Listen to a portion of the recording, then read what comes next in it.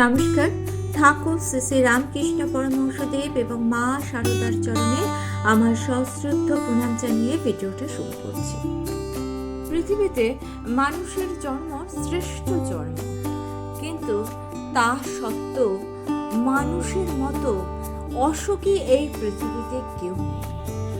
প্রত্যেকটা মানুষের জীবনে শান্তির কিন্তু বড়ই অভাব। সুখ করে মানুষ অস্থির হয়ে যাচ্ছে, কিন্তু সুখ মানুষকে ধরা দেয় না।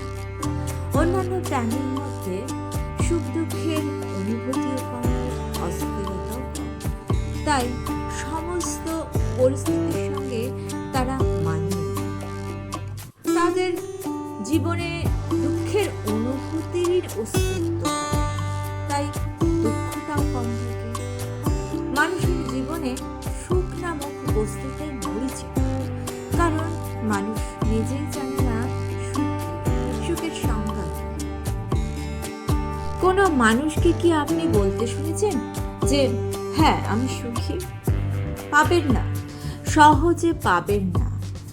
আর সুখ আসলেও সেটা মানুষের জীবনে ক্ষণস্থায়ী হয়ে থাকে, সে সহজে ধরাই দেয় না,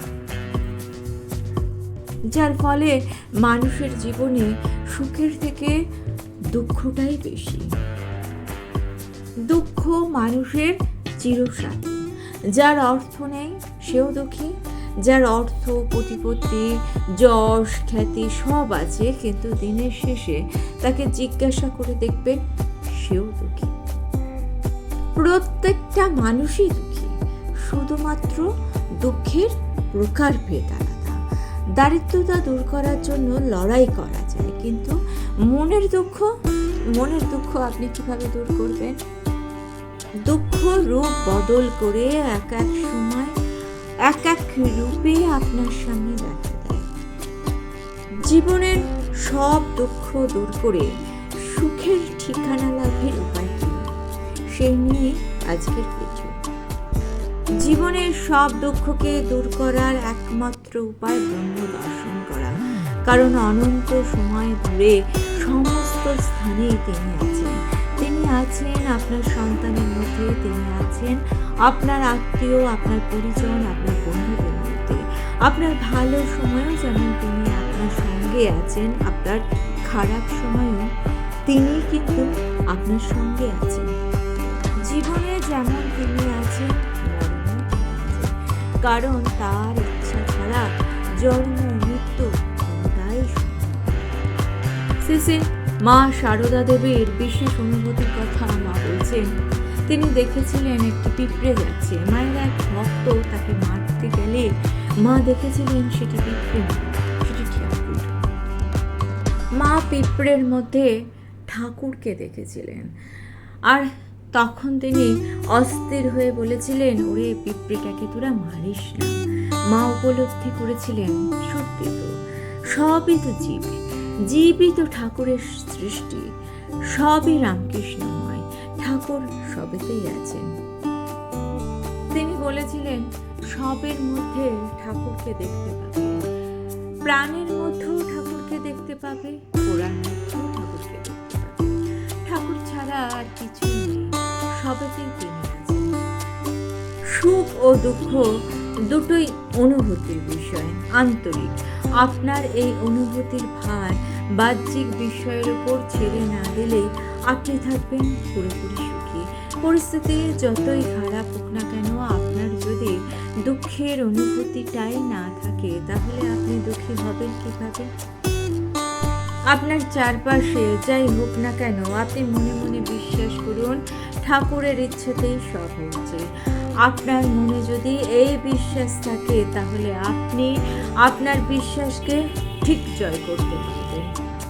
ঠাকুর রামকৃষ্ণদেব বলে গেছেন তিনি সর্বব্যাপী, তিনি সব হয়েছেন। এখানে একটা প্রশ্ন আসা স্বাভাবিক যে তিনি তো মানুষ, তাহলে তিনি ঈশ্বর হলেন কিভাবে? তিনি হলেন কার্য মানুষ। পৃথিবীতে তিনি মানুষের দেহ ধারণ করে এসেছিলেন মাত্র, তার উদ্দেশ্য ছিল কাজ করার। তিনি যদি শুধুই মানুষ হবেন তাহলে এত বছর পরেও তার মতো আরেকটা মানুষকে কেন আমরা পাচ্ছি না বলুন তো? তার মতো জীবন দর্শন কেউ আমাদের করাতে পারছে না কেন? কত ডিগ্রিধারী মানুষ তো আছে, তারা কেন বলতে পারে না যে টাকা মাটি, মাটি টাকা? তিনি কাজে মানুষ, তিনি স্বরূপে পরমেশ্বর, মানুষের বেশে তিনি আছেন আমাদের মধ্যে। ওনার আচার আচরণ সবই তো মানুষের মতো।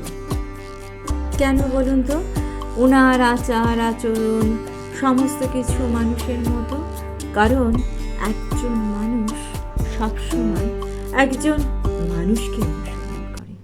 প্রকৃতপক্ষে তিনি আদি অন্তহীন অখণ্ড লীলা। তিনি শুধু একটা মানবাকার ধারণ করে এসেছিলেন এই পৃথিবীতে আমাদের উদ্ধার করতে। মায়ার আবরণের জন্য তিনি মানবাকার। শ্রী রামকৃষ্ণদেবের দেহধারণের একটি অপূর্ব ব্যাখ্যা পাওয়া যায়। যদি বলা হয় তিনি নির্গুণ, সর্বব্যাপী, এই ব্যাখ্যা জ্ঞান। সাধারণ মানুষ আমরা বুঝবো কিভাবে এই ব্যাখ্যা? আমরা বুঝতে পারি না। আমরা আসলে চিনি খেতে ভালোবাসি, কিন্তু চিনি খেতে চাই না। সাধারণ ভক্তের জন্য ঠাকুর বলেছেন, জলের আকার না থাকলেও সেটা জল। জল যখন বরফ তখন সে আবার আকার ধারণ করে ফেলে।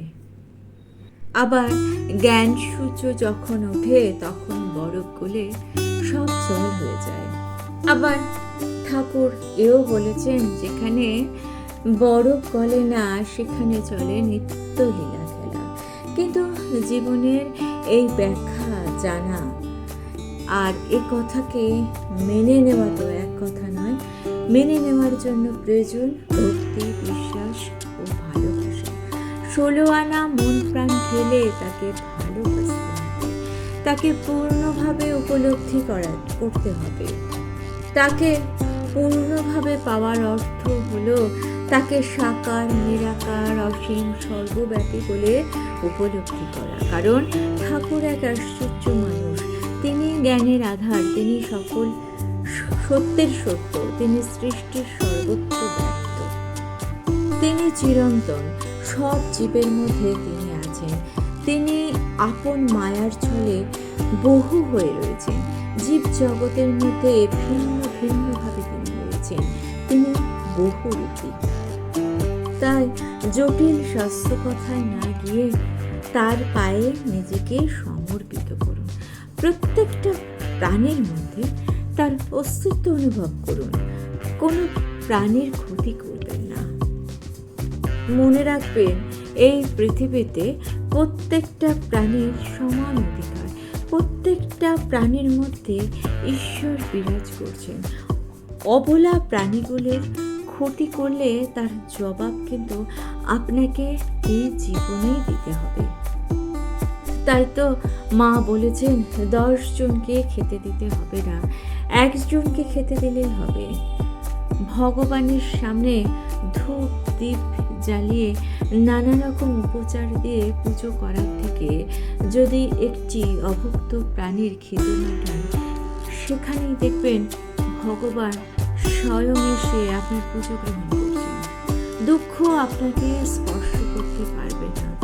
নিজেকে ঈশ্বরের কাছে সমর্পিত করুন, জীবের সেবা